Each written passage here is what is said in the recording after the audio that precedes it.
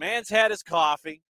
I saw you take that sip, Greg. There it is. Second cup of the day so far. Nothing wrong with that. All right, so let me do the appropriate amount of filibustering here before we start things here. So sounds good. So you said that you had your second cup of coffee. Let me ask you before we get into other things about a team like Philadelphia. And obviously, it's a big match for Atlanta United this weekend. Philadelphia coming to town, short rest after playing Orlando, as you have coined here on the show and on the network. And it is, by the way, that has taken off, sir. Orlando. Everybody getting their case of Orlando. And that happened again. How difficult is it going up against a team like Philly that comes at you in a 4-4-2 diamond? So I guess the college football equivalent would be like going up against a team, you're used to defending spread. They come at you like Navy or Army, and they run like the triple option or the veer or something like that. How difficult is it going up against a team like Philly that comes at you different in a 4-4-2 diamond, is very, very physical when they're on defense, but the second that you try to touch them when they're on offense, they go down like, oh my back, oh my, like Al Chervik in Caddyshack, Rodney Dangerfield. And they present so many problems when it comes to persistent infringement and simulation. How difficult is it going up against a team like Philadelphia? I mean, they're at the top of the East for a reason, right? They understand, I think it's really interesting because, for my kid's sake, right? My oldest he's 9 years old, and it's so funny because he'll play here in the States and he won't have that maliciousness to his game, Yeah. right? Every kid is so innocent, right? But yet, you'll go to Brazil or you go to Europe and the ball will go out and the kids will take, 35 seconds, a minute off the clock. They'll be winning 1-0 and there's a foul and they'll take their absolute time. They'll roll around. And you need that in winning teams, right? Winning teams need to know and understand how to make the most out of every situation. I think Philly does that very well. They understand the game. They understand the moments of the game to take their time. They understand moments to speed things up. They've been a pretty fun team to watch so far throughout this whole entire season, and I think it's going to be a pretty chippy game come the game time. So I think at the end of the day, it's going to be a battle. It's going to be a battle. It's going to be a little war. Everybody has to focus on their duels. But I think, like I said, I think Philly does a very good job at understanding the winning mentality part of it, of not being the nice guy. So when you're talking to mentor or when you're mentoring and you're talking to mentees about style, styles make fights, philosophy, these kinds of things, and you have these teams that are Cobra Kai. They're more than happy to just kind of sit there and be, it's like, we'll be the bad guy. This is who we are. When you're talking to mentees about this kind of stuff, what are the conversations like? Because not everybody's going to wear the white hat when they're out there playing soccer and doing things different. I'll use the word differently, and I'll use that as a part of the discussion. When you're talking to mentees about doing things differently that aren't necessarily, all good guy kind of stuff, do you have these kind of conversations? Do they come to you and talk about this kind of stuff? For sure, especially when we do video analysis and stuff like that. My biggest advice that I give them is that nice guys don't succeed on the field. Yeah. Right. And that's as simple as that. Right.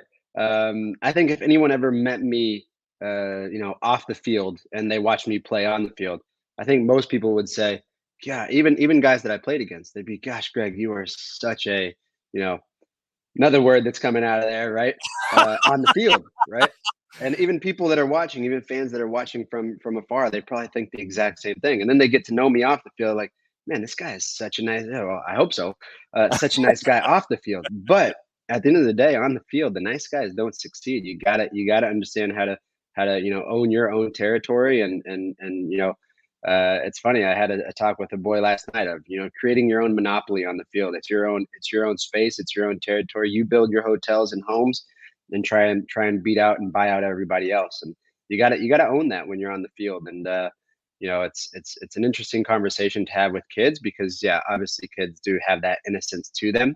But I think that's one thing that I learned when I moved to Brazil at such a young age. And it made me grow up really fast. Is those kids didn't care where I came from. They didn't care. They had this certain level of intensity, this certain level of hunger. And I think, I really learned that just being in a different culture to where soccer is considered a way out for a lot of those kids, right? And just the mentality is different, and so they understand the mentality of not being the nice guy on the field and wanting to succeed and win at all costs. There's a respectful way to do that, but I think that's one thing that Philly has shown, in their gameplay this year is that they will win at whatever it takes, whatever it costs. They will win games, and they have shown that throughout the whole entire season. So how long did it take you to adopt your mentality or adapt your mentality to not necessarily being the nice guy and making sure that you had your monopoly? Was it when you got that first hit in that first game where it's like, oh, okay, this is different here? How long was that transition to understand, okay, I've got to sit there and, I'll start with St. James in Tennessee, and then I'll work my way to Connecticut and North Carolina avenues here. How long did that transition take for you? I think probably from day one, Yeah. right? From day one, especially moving at such a young age, you realize, like I said, I think those two words stick out to me, and I tell the mentees all the time, and especially, there's always an interesting situation to where I had to watch the under 15s play last year, and they played against a team from Bolivia, and they played, in, I think it was the GA Cup or something like that, and I forgot where they played them. That was the first time I had ever seen the under 15s of Atlanta United Academy be on their heels. And they didn't know what to do because they play every team here in Atlanta and they win 9-0, 15-0, whatever it may be, 5-0. And that was the first time that that Bolivian team actually just kept running down and running down and running them down. And they were on their heels the whole entire game. And I use those two words in my every single session that I had with every mentee on that team was they have a different intensity and they have a different hunger. And it's because of where they come from. It's because how they live life. It's because what they go through as kids. And I think the culture shock for a lot of us, and it stinks to say, but we are very privileged, right? We are very privileged, and we have such we can't take that for granted as Americans. I think the American mentality is the best mentality ever because we never give up. But in terms of kids growing up and understanding that value of intensity and hunger, you don't see that in the youth today. You don't see that in the youth games, but you see that when you go other places. You see that when you go other countries, and you see the value of that intensity and that hunger always being there.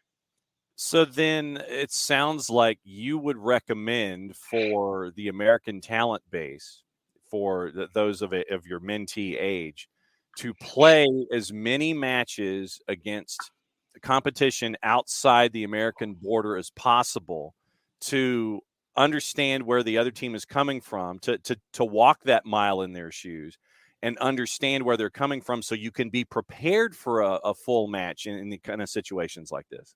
Uh, Perfect. That makes perfect sense. Yeah, I think you understand the culture, the different culture of how gameplay is when you play against people that are from different countries, and everything's about comparisons, right? It's like when I moved to Portugal and I became a professional player, it was more so this kid is an American. Every newspaper or every whatever it may have been, I was always seen as the American, and I had to kind of gain my way and help them understand. No, I'm one of you guys, and after a couple of years, it was no longer the American. It was just my name, and I think yeah, and I think that's something that us as Americans, like I said, we do have that mentality to never give up, to never back down, and I think that's always amazing. But as young kids continue to grow within the system of what youth soccer is, I truly believe that kids that are from different places, just they have a different they have that little maliciousness in a respectful way, but they understand how the maliciousness can be used to win games and to to the ball, like I said from the very beginning. Here in the States, you see a 10-year-old that the ball goes out and they're winning 2-1. And it's a final game. The ball goes out, they run as fast as they can, and they take the throw in as fast as they can. When we go down to Brazil and the game is 2-1 and there's 2 minutes left, yeah, that kid is going to be walking. His shin guard is going to fall out of his sock, and and it's just a different mentality that they have because they understand, and I think they watch so much, and they study the game, and they're just taught these little things, and it makes a huge difference. It makes a huge difference in understanding how to have that winning mentality.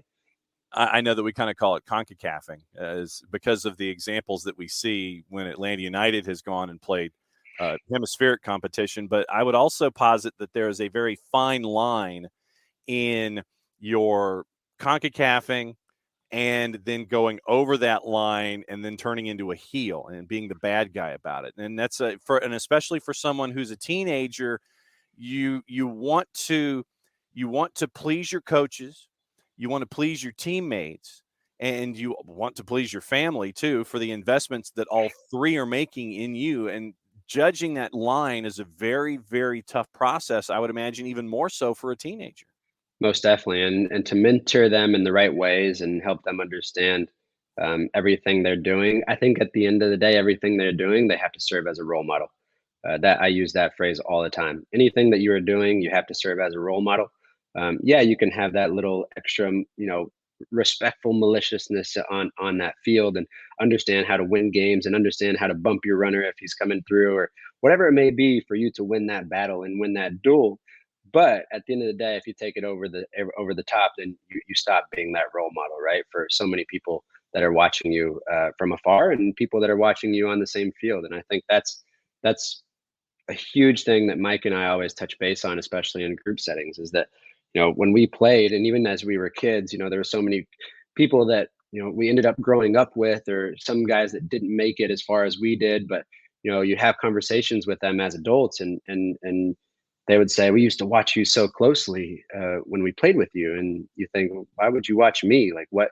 And it's just the way that we carried ourselves, the way that we, our professionalism mentality, the way that we respected each other, the way that we did have certain things about our game that spread that contagiousness in the best way possible. And we served as role models, even for kids that were our same age, even for kids that were sometimes older than us. And I think that's such a huge compliment to kids thes days. That is as long, you can definitely have that winning mentality, but at the end of the day, you always have to serve as that great role model as well. Okay, now that we are in the stretch run here for Atlanta United chasing after a playoff spot, I wanted to talk about pressure and dealing with pressure. And pressure can come at us from a bunch of different ways. And it's I guess the pressure to succeed, the pressure to achieve goals, the pressure to continue to achieve goals that have been there previously in whatever construct you want to talk about when it comes to a team, a team structure. When it comes to dealing with pressure on the field, I know that you, having moved around the planet and being in various countries, had to deal with a different kind of pressure being there by yourself and understanding and being detached from your family and everything. When was the first time that you got to deal with pressure, whether it was in a playoff chase kind of a situation? When was that first time that you had to deal with the pressure of expectation for the club, not necessarily for yourself, but the club that you were attached to? I would probably say it in Portugal. You're on a winning team. You're on a team that is expected to win championships, and that pressure and understanding. Even maybe so as a younger kid as well, and being in Brazil, another team of being on Sao Paulo, and you're on that winning team. You're expected to win every single game, and because you have the best players around the region, you have some of the best players within the country, and just that expectation to win. Whereas I think that provides a certain type of pressure. Having expectation to wins, you like we've talked about before, you've earned that pressure. Um, I think right now, Atlanta finds themselves on the flip side, right? They're on the other side of the coin. They have nothing to lose. They have absolutely nothing to lose. That pressure should not be there on them. I don't think so. Because at the end of the day, they have to win games, and they have to expect others to also lose games. And you use those games, you use them at one at a time. And I think the only thing that you have to say is, how many points can I get out of 3 games? I don't think there's much pressure on those guys. I definitely think there is pressure with the amount of talent that we have and understanding that we shouldn't have been here in the first place. But at the end of the day, with these last 3 games, you don't really have anything to lose because you have to expect others to also, it was interesting. Last night, I was going through all the combinations that need to Mhm. kind of happen if you lose one game, if you tie one, if you win one, and all these different combinations. Are you still able to make it? Other teams have one less game than us that are already up there in the playoff spot. So it's a difficult one to really, mathematically figure out. Right. But I think in terms of pressure, you don't really have much to lose. I think Philly has a lot more to lose because they're in the race for something else, It's the right? horse. And Yeah. so yeah, and so maybe that's more pressure on them in trying to earn that, that and conquer something that's I look at us a few years ago in the 2018, right, in that race to also win the Shield as well, and maybe that huge amount of pressure dictating our last game against Toronto, right? And ended up losing really bad in that game. But that kind of that turned a page for us, and probably focusing on what was more important. Nobody really remembers who wins the Shield. Everybody remembers who wins the Cup. So, Exactly. it's but that was a different type of pressure. And I think that game against Toronto that we played in 2018 was a high pressured game. I think Philly is playing high pressured games right now because they're trying to conquer something that's maybe a little bit more important than just making the playoffs. And I think Atlanta has that into their favor in saying they don't have much to lose. So can they just go out and give it their all? So then when you're dealing with mentees who and I think it's safe to say that uh, those players who are teenagers and they want to continue to grow their game, they want to go to the next level. There's always I think as teenagers we always feel that kind of pressure. Even if we look at it as adults and we may sit there and sense that there's less pressure than you think, the messaging there, I think, is something that for mentees is just as important. It's like, yes, you may think one thing is the way that it is, but legitimately, it's the flip side. When you're talking to mentees about understanding the context of where they are, do you have conversations like this where it's like, yeah, you may think that there's pressure, but there's more pressure on the other guy. So go out there and just free flow it and be that individual that you are. I guess do you have conversations about the other guy's got pressure even though you think you might, don't think of it the way that you think you are, and you get to have to change the mentality aspect almost. Most definitely. I think at the end of the day, um, having pressure is a privilege, right? All those guys on that field, they have to live up to a certain expectation. They have to understand, it is their job to succeed as the best way possible that they can. But if you look and take, separate parts of it, just like you have said, then you can really try and scope out and understand the different types of pressure. Philly, in my opinion, has more pressure because they have more to lose. Atlanta is in a position right now to where, technically 2 games ago, everybody thought they were kind of, Dead and yeah, buried. Yeah, dead go and for buried. it. Yeah. Think about next season. Who are we going to get rid of? Who are we going to bring in? Is the coach going to stay? All these different questions that everybody was asking 2 games ago. And now you're in a position to where like, oh, there might be a little bit of hope. Is there a huge hope? I don't really think so because I think we were already, we've already been kind of shown within, as a fan that 2 games ago we were dead and done. But there's still a little bit of hope that you can kind of grab onto. And I think that's where for those guys, it's kind of saying, well, like I said, they don't really have anything to lose right now. It can work, it may not work, but as long as I kind of leave that last impression is what truly matters on, especially for the fan base. What last impression can I leave? If we do make it as close as possible as we can, or like we were just 2 games ago, are we dead and done? Do you ever talk to mentees about hope in a game state situation? Where don't ever give up. There's always the opportunity. There's always hope there. Do you have those conversations with them as well? You could probably just show them every season of the Seattle Sounders, and that they can understand it. I mean, Seattle Sounders lose the first 12 games of the season and they end up making the playoffs and they win the whole thing every year, right? Yeah. You know, you just show that it just kind of help them understand that, you know, there are going to be rough patches. There's so many roller coaster moments within league play, within, you know, even as a pro and even as an individual in life itself, right? There's so many roller coaster moments that are up and down. But you know, there always has to be that hope and belief and faith in yourself, and especially within the team and the team environment that you're in. I have been in places to where there was absolutely no hope, and the last 2 years of my career, and there was no hope within that locker room, within Cincinnati, and you could tell on the field, you could tell in the locker room, you could tell in training, there was just absolutely no hope, and right there is just considered an absolute disastrous failure because, you know, even when things are extremely terrible and awful, you still have to have some sort of hope. Like I said, to continue to leave that best last impression for me is, yeah, I always tell mentees it's always about the first impression that you give, the last impression that you leave, and everything in between. And so, you know, if you're able to focus on that first impression that you give and people are able to accept, okay, this is the guy that I'm getting for the next weeks. And then you leave that last impression for people to understand, okay, this guy's ready to come back in a few weeks after the season. And everything else in between kind of just goes along with those two examples right there. Because you never know who's watching.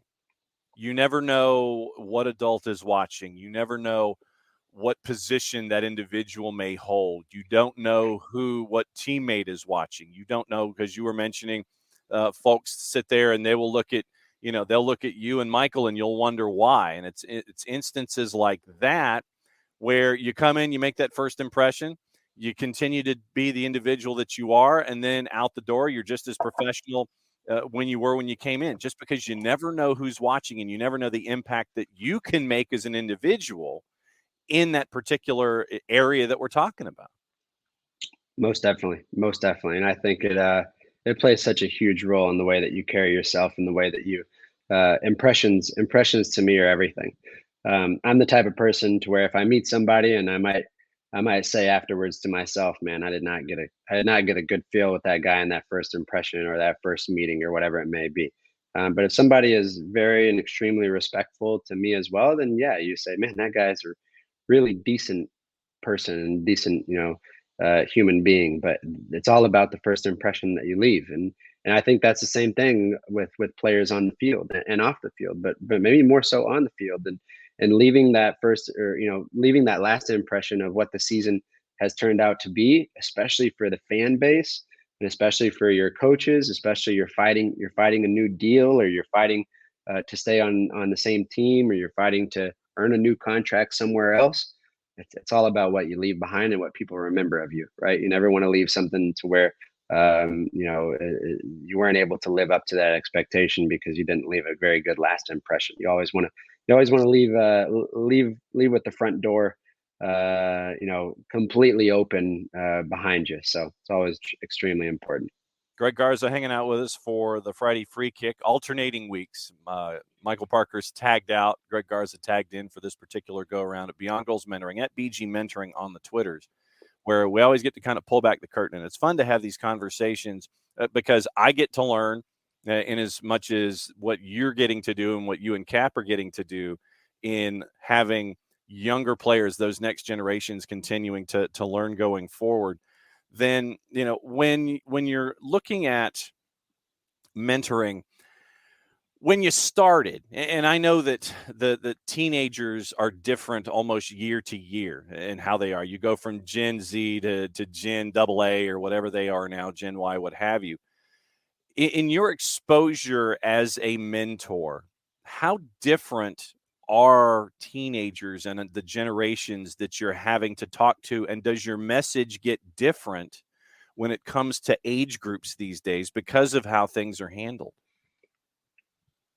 Completely. Okay. That is, every kid is so extremely different in the way that they think of themselves.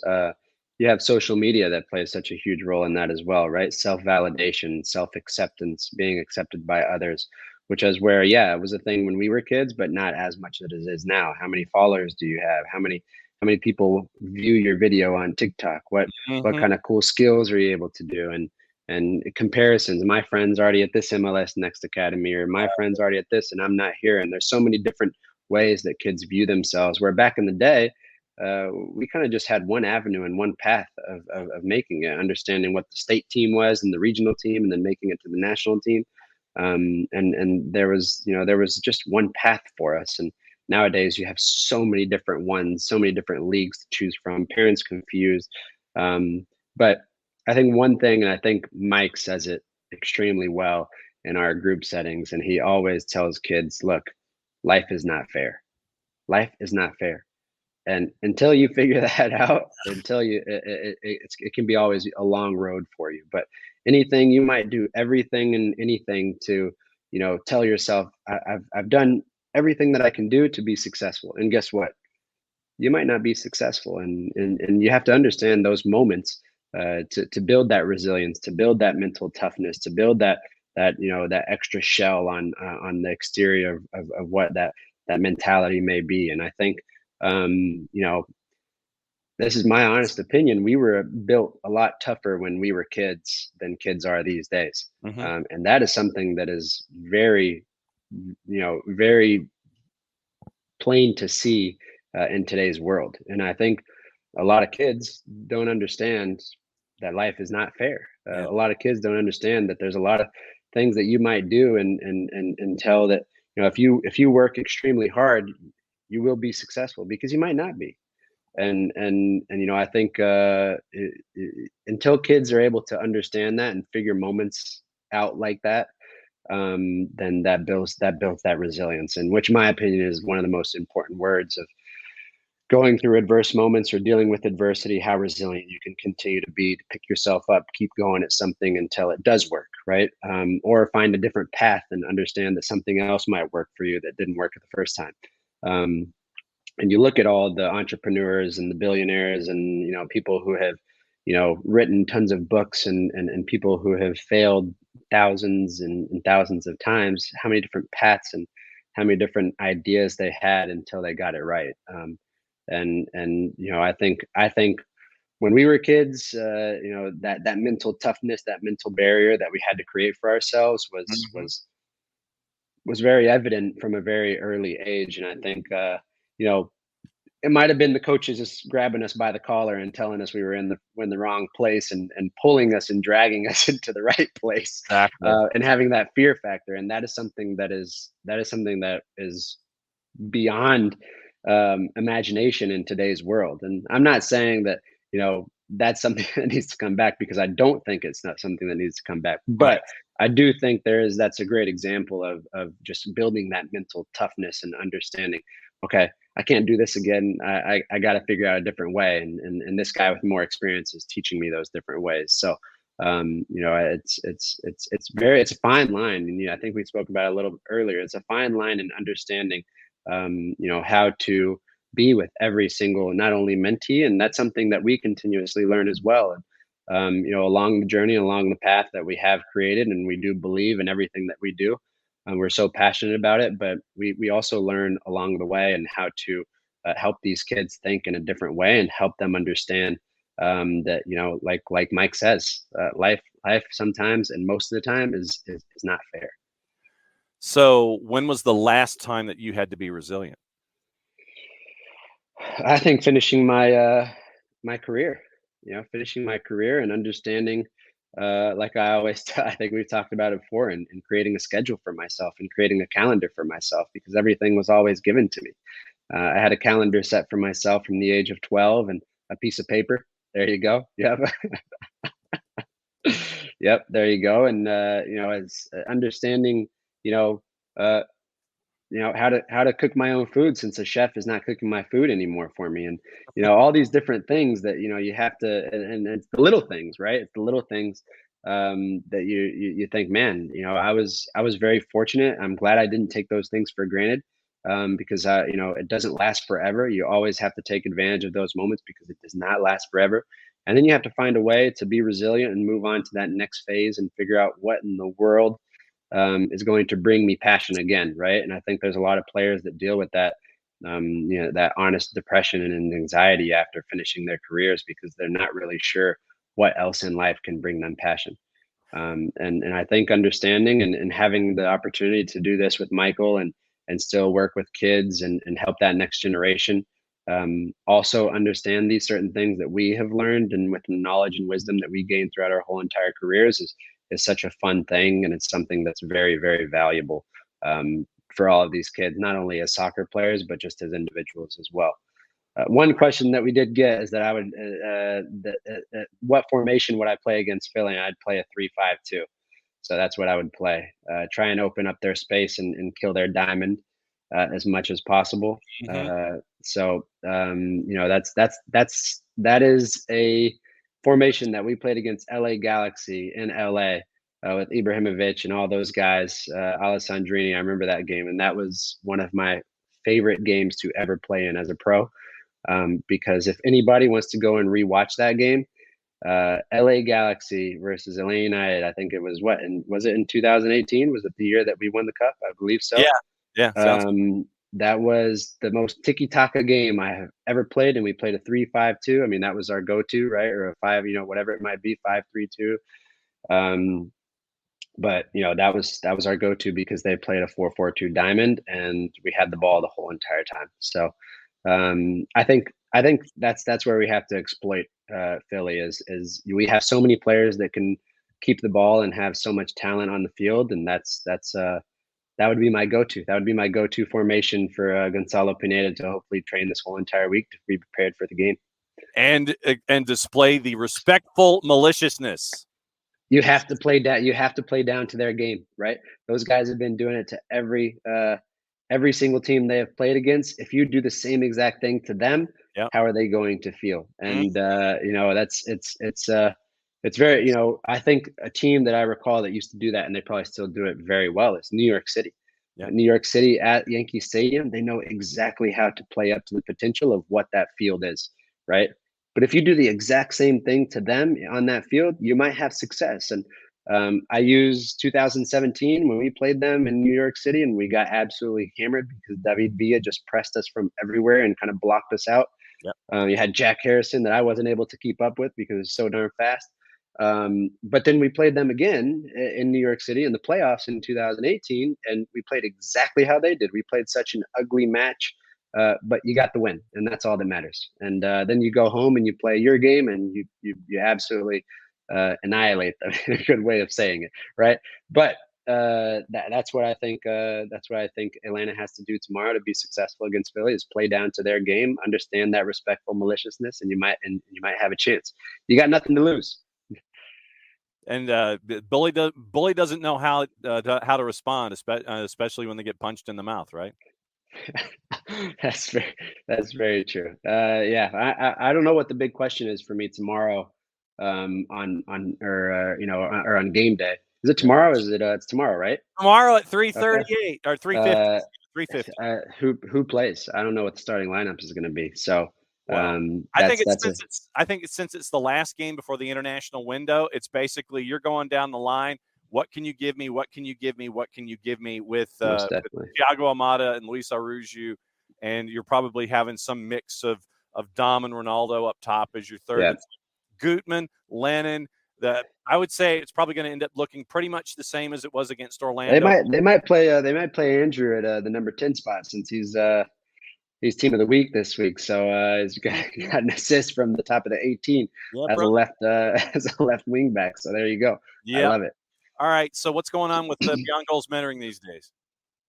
Everything is great. We are gearing into obviously creating the nonprofit side, and we have finally launched it. So if anybody is out there interested in helping our cause and continue to grow the game, and not only grow the game, but grow individuals and help mentor kids that are at-risk teens or all over the city of Atlanta, where we're always open to anything and any donations are accepted.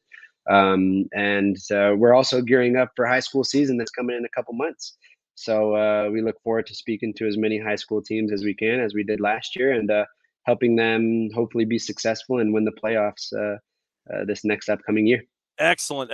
Greg, at BG Mentoring on the Twitters, you and Parky, it's great to catch up with you guys every Friday morning. Enjoy your weekend, my friend, and we will catch up with you soon. Always a pleasure, my man. Take care.